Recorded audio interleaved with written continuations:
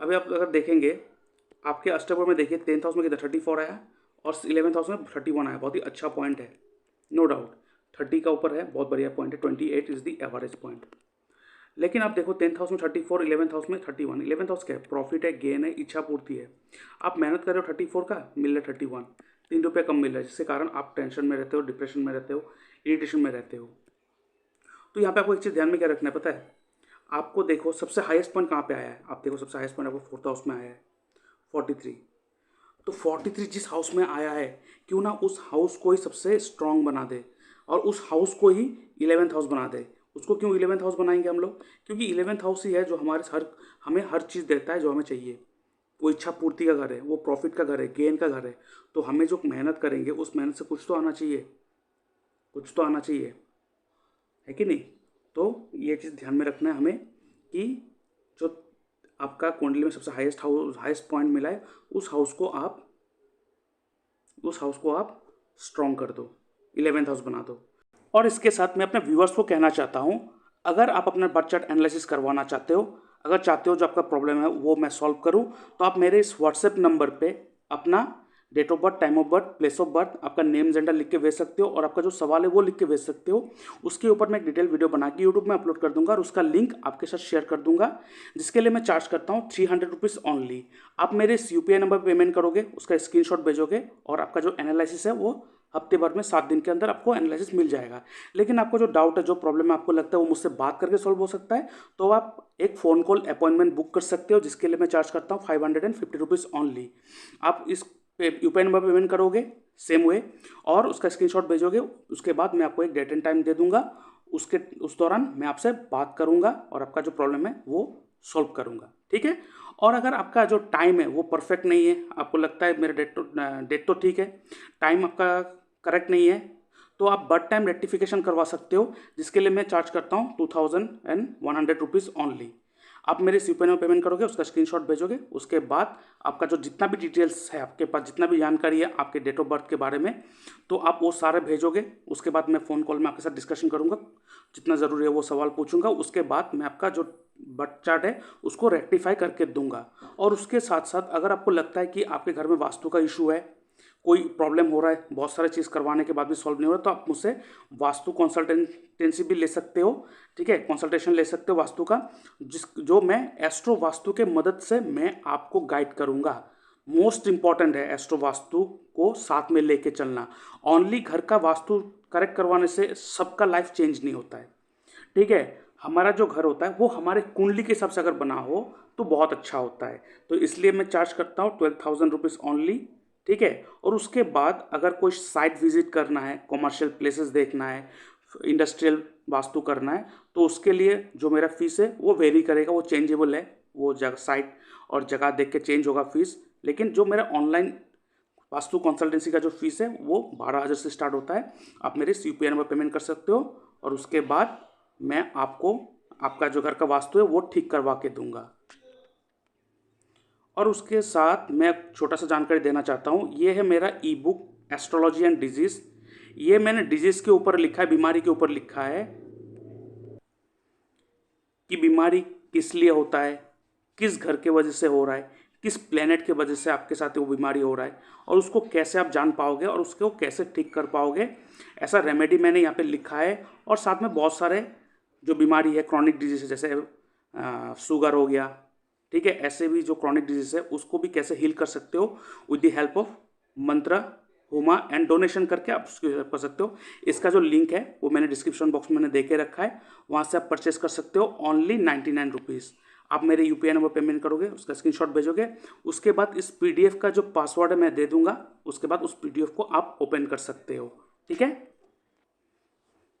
और उसके साथ आप देख सकते हो ये है नक्षत्र त्रिपाप चार्ट, ठीक है? ये जो नक्षत्र त्रिपाप चार्ट है ये ऐसा चार्ट है जो आपके एक साल के प्रेडिक्शन ये देता है। मतलब जिस तारीख को आपका बर्थडे होगा उस तारीख से लेके अगले तारीख तक पूरे एक साल आपका कैसा जाएगा, ये नक्षत्र त्रिपाप चार्ट कहेगा। ये चार्ट जो है ना, पहली बार मैंने यूट्यूब में लाया हूँ और आज तक कभी किसी ने इसके बारे में जिक्र नहीं किया है, लेकिन ये बहुत इफेक्टिव रिजल्ट देता है। चाहे आप कुछ भी इंपॉर्टेंट काम करो, अगर उस समय कोई भी पापी प्लैनेट का रूल होगा तो वो काम आपका खराब ही जाएगा, कैसे? आप देख सकते हो यहाँ पे मैंने एज ये सब लिख के रखा है, ठीक है। आप देख सकते हो यहाँ पे मैंने एज लिख के रखा है ये सब, और उसके नीचे प्लेनेट है। मतलब आपका पूरा एक साल को 4 महीने 4 महीने 4 महीने 3 ग्रुप में बांटा गया है, और उस 4 महीने को कोई एक प्लेनेट रूल करेगा।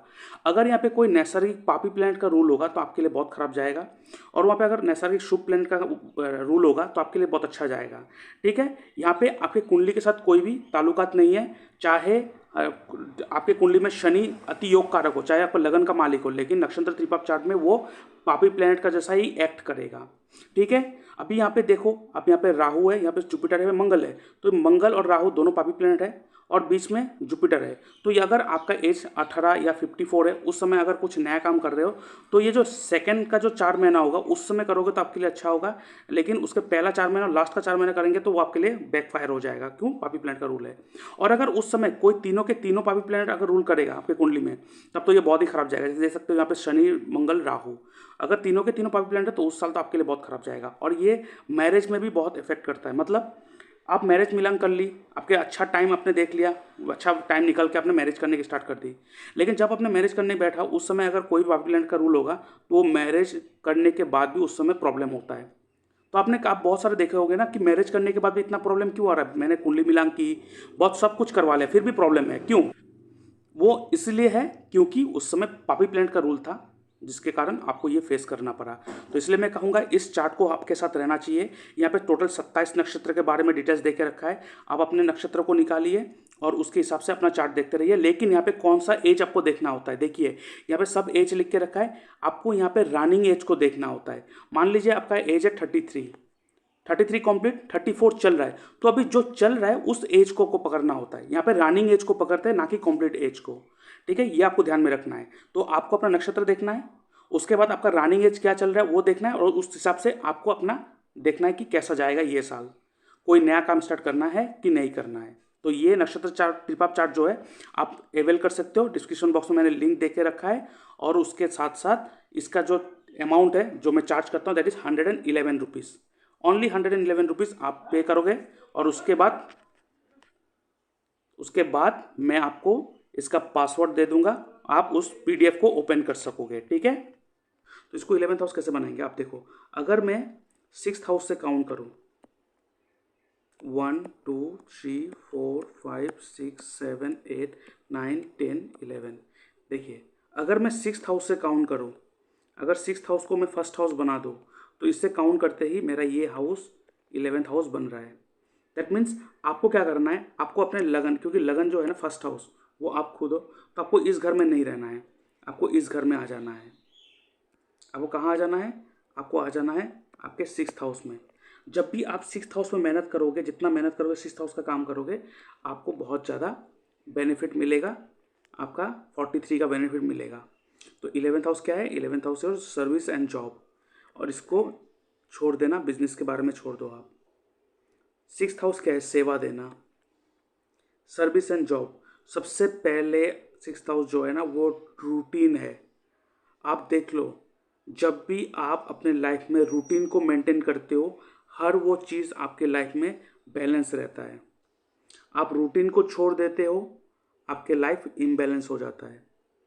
तो सबसे पहले अपने लाइफ में रूटीन बनाओ, सुबह उठने का टाइम बनाओ, हर चीज़ को एक टाइमली बेसिस करो कि इस टाइम में ये करना है, उस टाइम में ये करना है। सबसे पहले रूटीन, क्योंकि 6th house is routine, 6th house is सेवा, 6th हाउस इज एनिमल, आप जानवरों को सेवा करो। और जैसे कि मैं देख पा रहा हूँ आपका जो कुंडली है वो एक देव लगन कुंडली है, तो आपके लिए नॉनवेज बहुत ही खतरनाक है। नॉनवेज छोड़ देना, उल्टा आप जानवरों को सेवा करो। 6th हाउस क्या है? अभी मैंने दिखाया था केपी चार्ट के हिसाब से आपके 6th हाउस में कौन बैठा है? सन बैठा हुआ है। सन क्या है? सन गवर्नमेंट है, तो गवर्नमेंट में आपको जॉब ज़रूर मिलेगा। और आपके कुंडली के हिसाब से जो 10th हाउस का जो मालिक है वो भी आपके 6th हाउस में बैठा है। तो सूर्यदेव को अर्घ दो, ठीक है। Black colour and blue colour से दूरी बनाए रखो, ठीक है। सूर्यदेव को अर्घ दो। जुपिटर को स्ट्रांग रखो, आपके कुंडली के हिसाब से जो मैंने कहा जुपिटर को स्ट्रांग रखो।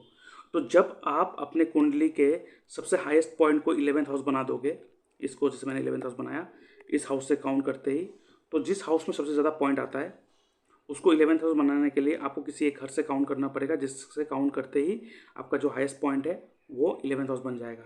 जैसे कि आपका 6th हाउस आपके कुंडली के हिसाब से। तो जब आप 6th हाउस का काम करने लग जाओगे, आपको वो हर चीज़ मिलना स्टार्ट हो जाएगा जो आपको चाहिए। तो 6th हाउस इज कॉम्पिटिशन, आपको कॉम्पिटिशन में जीतना है, तो 6th हाउस को स्ट्रांग रखना होगा। 6th हाउस का मालिक कौन है? आप देखो यहाँ पे कौन सा राशि लिखा हुआ है, मेष राशि। मेष राशि का डायरेक्शन क्या है? East direction. ईस्ट डायरेक्शन में फेस करके सूर्यदेव को अर्घ दो। और इस घर का मालिक कौन है? इस घर का मालिक है मंगल। आप मंगल को ठीक करो, ठीक है? आप मंगल को ठीक करो, हनुमान चालीसा का पाठ करो, ठीक है? तो ये सारा चीज़ करो, देखना आपको बहुत अच्छा रिजल्ट मिलना स्टार्ट हो जाएगा। और 6th हाउस क्या है? 6th हाउस सेवा है। सूर्य क्या है? सूर्य जो है ना वो गवर्नमेंट है। सूर्य आपका फादर है। सूर्य आपका सोल है। तो सबसे पहले आप बिना एक्सपेक्टेशन लोगों को सर्विस दो, लोगों को मदद करो, वॉलंटरीली आप एनजीओ करो, चैरिटी करो, सेवा दो, आत्मा को बहुत शांति मिलेगा। सूर्य इज योर फादर। फादर को सेवा दो, फादर को सेवा दो, और जब भी फादर आपको आशीर्वाद दे देना, आपका काम हो जाएगा। क्योंकि आपके 6th हाउस में ही सूर्य बैठा हुआ, वही 10th हाउस का मालिक बैठा हुआ है। बहुत ही अच्छा कॉम्बिनेशन से, ठीक है? तो ये सारे चीज़ को करो, आप देखना आपको जॉब मिल जाएगा। और जॉब आपको 2025 में ही मिल जाएगा, आप टेंशन मत लो। बस एक चीज़ क्या, आपने जो लिखा ना टेंशन, इरिटेशन, डिप्रेशन हो रहा है, देखिए मैंने वही कहा था कि आजकल क्या हो गया ना, एक ट्रेंड हो गया कि टेंशन, डिप्रेशन, और सोचते हैं बहुत मतलब कितना बड़ा चीज़ बोल दिया हम लोग, टेंशन, डिप्रेशन। लेकिन एक चीज़ क्या पता है ना, आप यहाँ पे हो, मैंने कहा आपको पहुँचना है, ये दिस इज़ योर डेस्टिनेशन। वो डेस्टिनेशन में पहुंचने के लिए हमें जो उतार चढ़ाव, जो मेहनत करना होता है, जो स्ट्रगल फेस करना होता है, इसी को हम लोग टेंशन, डिप्रेशन का नाम दे देते हैं आजकल। मतलब किसी को मेहनत करना नहीं है और बिना मेहनत कुछ नहीं मिलेगा। ऐसा नहीं होता है कभी कि किसी भी कोने में कोई चावल रख लो, किसी भी कोने में कुछ रख लो, इस पे ये कर लो, 14 दिन का ये कर लो, 15 दिन का वो कर लो, ये ऐसा नहीं होता है। आपने देखो कितना भी बड़ा बड़ा जो बिलीनियर्स लोग हैं, सेलिब्रिटी लोग हैं, उन्होंने ये सब नहीं किया, उन्होंने मेहनत किया है। अपने कुंडली के हिसाब से, अपने कुंडली ने जिस तरह उन लोगों से सेवा मांगा है, उस तरह सेवा दिया है। उनके कुंडली ने जिस तरह उनको बोला इस तरह जाना है, उस तरफ जाना है। देखिए सबको मैं कह रहा हूँ, लाइफ में हर्डल्स आएंगे ही आएंगे, लेकिन वो हर्डल्स है ना, वो आपको कहीं ले जाने के लिए आता है, ना कि वो टेंशन एंड डिप्रेशन है। टेंशन डिप्रेशन आपको ऐसे भी हो जाएगा, आपको अच्छा नौकरी मिल जाए, एसी रूम है, चेयर में बहुत अच्छे सोफे में बैठे हो, फिर भी टेंशन डिप्रेशन आपके दिमाग पे आ जाएंगे। तो ये tension depression, this is struggle, this is, ये मेहनत करने का फेस है। तो जब आप अपना माइंडसेट ऐसे बना लोगे ना, जी ये तो मेरे मेहनत करने का फेस है, तब आप उसमें और काम करोगे, आप रास्ता ढूंढोगे उसको पाने के लिए, उस चीज़ को पाने के लिए रास्ता ढूंढोगे, ठीक है? अगर आप ये ऐसे सोचोगे ना, ये टेंशन डिप्रेशन हो रहा है मुझे, ये सब तो प्रॉब्लम है, तो tension depression is a problem. और प्रॉब्लम जब आएगा आप पीछे भागोगे, तो अब आप क्या कर रहे हो, जहाँ पे आपको पहुँचना है यहाँ पे आप उल्टा भाग रहे हो उसको, टेंशन डिप्रेशन सोच के, इस मेहनत को। लेकिन जब इस चीज़ को आपके दिमाग से निकाल दोगे और सोचोगे दिस इज स्ट्रगल फेस, और ये जो है ना, ये मेरा मेहनत करने का टाइम है, मुझे इससे पाने के लिए वो मेहनत करना पड़ेगा, वो मेहनत ही है जो मेरा हो रहा है अभी। तो ये आपको रास्ता, आप खुद रास्ता निकालने के पीछे भागोगे, तो ये शिफ्ट हो जाएगा आपका mindset, from a negative mindset to positive mindset, from a negative mindset to fighting mindset, fighting mood on हो जाएगा, फिर वो जाके आप चीज़ों को प्राप्त करोगे। It's all about mind set, क्योंकि मैं अक्सर कहता हूँ astrology is the way of living life, ठीक है? तो इसको करो, इस चीज़ को फिर आप यूज़ करो, देखना आपको बहुत अच्छा रिजल्ट मिलेगा, ठीक है? और इस कोर्स के बारे में आपको बता देता हूँ। सबसे पहले मैं यहाँ पे आप देख सकते हो कौन सा मैंने यहाँ पे सिखाना है आपको, ठीक है? और इस कोर्स का जो डिटेल एक्सप्लेनेशन है, मैंने डिस्क्रिप्शन बॉक्स में एक वीडियो का लिंक देकर रखा है, वहाँ पे जाके आप इस कोर्स के बारे में पूरा जानकारी ले सकते हो। इस कोर्स का जो ड्यूरेशन है वो है 3 मंथ्स, और इसका कोर्स का जो फीस है वो है 12,000 ओनली। लेकिन ये फुल पैकेज कोर्स है, इसमें आपको वैदिक सिखाया जाएगा, प्लानिटरी अलाइनमेंट टेक्निक सिखाया जाएगा, जेमस्टोन सिलेक्शन टेक्निक सिखाया जाएगा, marriage making and best career selection technique, medical astrology and remedy, नक्षत्र त्रिपाप chart prediction technique, KP hit theory and astro vastu. यहाँ पे आपको वास्तु सिखाया जाएगा, ग्रिडिंग कैसे करना आता है घर का वो सिखाया जाएगा, कैसे आप गूगल अर्थ को यूज़ करके अपने क्लाइंट का घर का डायरेक्शन निकाल सकते हो, वो सारा चीज़ सिखाया। उसके बाद आपको एस्ट्रो वास्तु सिखाया जाएगा। उसके बाद अष्टक वर्ड टेक्निक सिखाया जाएगा, जीपीएस टेक्निक, दशा लगन टेक्निक सिखाया जाएगा। उसके बाद नक्षत्र तीपाप चार्ट भी सिखाया जाएगा। ये फुल पैकेज है और ये सिर्फ 12,000 है। यहाँ पे आप देखो जो कोर्स है बहुत ही वास्ट है, बहुत ही नॉलेजेबल है और एक सीक्वेंस में है। ये करने के बाद आपको और दूसरा कुछ कोर्स का जरूरत ही नहीं पड़ेगा एक टाइम तक। अगर आपको एडवांस में और जाना है, कहीं जाना है तो आप कर सकते हो। लेकिन ये जो कोर्स है बेसिक टू एडवांस्ड कोर्स है। यहाँ पे ईडी होगा, मैं डी लिखना भूल गया, एडवांस्ड, तो ये एडवांस कोर्स होगा। तो इसका जो कोर्स फीस है वो 12,000 है। आप मेरे इस व्हाट्सएप में मैसेज कर सकते हो और ये मेरा यूपीआई लिंक है, यहाँ पे आप पेमेंट कर सकते हो। ठीक है, इस जगह पे पेमेंट कर सकते हो। और इसमें रिकॉर्डिंग भी है और मैं लाइव क्लासेस भी लेता हूँ। तो आपको ये कोर्स में ज्वाइन होने के साथ साथ आपको रिकॉर्डिंग मिल जाएगा और मैं जूम में आपके साथ क्लास भी लेते रहूँगा। सबसे पहले डिस्क्रिप्शन बॉक्स में मैंने व्हाट्सएप ग्रुप का लिंक दे के रखा है। ठीक है, जो dynamic astro and vastu science का जो ग्रुप है, इस ग्रुप में आप ज्वाइन हो जाइए। उसके बाद जो इस कोर्स में एडमिट होगा, मतलब जिस कोर्स में एडमिशन लेगा, उनको मैं अलग से ग्रुप में ऐड करता हूँ। जो मेरे अंदर जो सीखते हैं इस कोर्स को, उस ग्रुप में मैं ऐड कर दूंगा। उसके बाद जितना भी यहाँ पे पीडीएफ हो गया या तो टॉपिक हो गया, यहाँ पे कुछ थ्योरी हो गया, जो भी शेयर करना वहाँ पे, क्लास कब होगा, कहाँ पे होगा, कब होगा, सब शेयर होगा। रिकॉर्डिंग वीडियो है जो वहाँ पे शेयर होगा। क्लास ऑलरेडी चल रहा है, आप ज्वाइन कर सकते हो इस चीज़ को। और आप अपने जो प्रोफेशनल कोर्स है इसको अवेल करके आप अपना जो एस्ट्रोलॉजी जो है एक प्रोफेशनल कोर्स, प्रोफेशन भी बना सकते हो इस कोर्स को करने के बाद। तो ये एस्ट्रोलॉजिकल मतलब ये एस्ट्रोलॉजी प्रोफेशनल कोर्स है। आपको आफ्टर द कॉम्प्लीशन सर्टिफिकेट भी मिलेगा।